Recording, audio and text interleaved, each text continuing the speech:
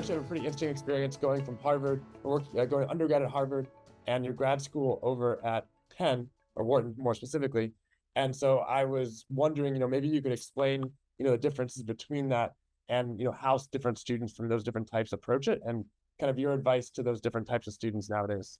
When I was an undergrad, I came in thinking that I would be pre-med. I wanted to be an ophthalmologist. I grew up in Baltimore where I didn't have much exposure beyond medicine. My parents are both physicians and they had immigrated to the country. So, philosophically growing up, medicine felt like a very noble career that, was very secure and well established, and garnered a lot of respect. However, when it came to Harvard, all of a sudden it was like being in a candy shop where there are all these options that I had never even been exposed to before. So in my latter 2 years at Harvard, I ended up founding a startup, mostly just out of this curiosity of really understanding, how do you build product? How do you build a customer base? How do you garner empathy for customers? And so I spent about a year and a half working on that. In the back of my head, after that startup experience, I knew I wanted to get into venture because I kept thinking, how fun would it be to be on the other side of the table? And just being an intellectually curious person, it felt like the coolest job in the world, where every day you're learning something new, you're meeting with different people, and you're forcibly learning about different industries fairly quickly. One thing I wanted to really touch on too was I saw you did a pre-MBA internship, which I thought was pretty fascinating because I'd never seen that before. So maybe even how you kind of decided to set that up for yourself too. I wanted to do the pre-MBA internship because I hadn't had a rocket ship growth experience. I had had the really early stage startup experience with my own startup. I had had Microsoft, which is a behemoth. It has one of the largest market caps in the world, but I hadn't really had the Series A, Series C, crazy startup kind of growth period experience. So I ended up spending time at UiPath. I actually crashed a UiPath quarterly meeting that was happening across the street from my office. And I was so blown away by what they were building, by the leadership, the excitement, just the energy, that I went up to one of the VPs of AI who had presented and just said, "Hey, I'm about to quit Microsoft. I'm about to start business school. This is what I think I know how to do. Like, would you be willing to hire me?"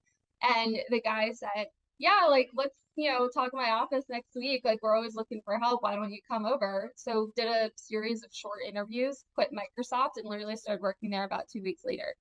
But I was super targeted, and UiPath I knew was a high growth company. The other piece again was in the back of my mind. I always knew I wanted to do venture, and UiPath had been backed by some of the best VCs in the world. And in my head, I kept thinking, if I can better understand why VCs thought this was valuable by having experience there, then that would make me a better, again, would allow me to enter the mindset of a VC in a little bit more unique way. Mm-hmm. I think you're probably one of the more unique cases that you've actually kind of in a sense planned a lot of that's not planned, but you really take the time to reflect of, okay, I had my startup, I went to big tech, and then now I wanted to do kind of the Series B to D company. Like, Mm-hmm. how did you build that skill? Because I think that is really valuable for students today, kind of approaching their young professional careers. In my head, I always think through, where do I want to be in 5 years? And what are the steps that would get me to a place where I'm not just in that job in 5 years, in a personal situation in 5 years, but would allow me to be like best of the best or cream of the crop in those 5 years. And so that allows you to work backwards to really understand what an industry is looking for, what a particular firm might be looking for, or what a team that you might want to join might be looking for.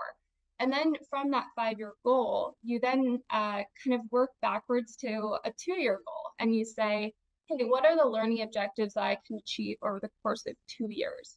And do those align with where you see myself in 5 years?" A lot of times you always hear the advice of like building networks or relationships, but it was I love the UiPath one where you literally just went to an event and just went right up to a person and asked them for a job. So I think it was almost like just a beeline through the network idea.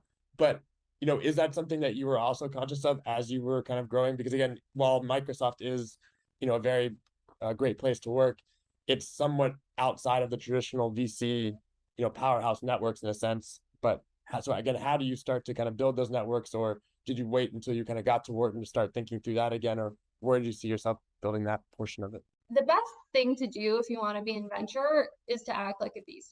And what that means is like look at your friends, look at your peer group, look at people who are building things, or look at people who potentially might be building things in the future, like just great people that you think would make for great founders, and introduce them early to VCs and say, hey, I talked to this person, this is what they're working on. I think it's really interesting for you and your portfolio for XYZ reasons. And if you can build that rapport by sending things over to the folks that you know, they'll start to trust you and they'll start to trust your opinion on deals.